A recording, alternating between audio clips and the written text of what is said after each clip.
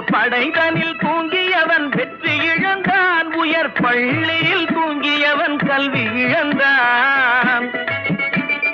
கடைதனில் தூங்கியவன் முதல் இழந்தான், கொண்ட கடமையில் தூங்கியவன் புகழ் இழந்தான்.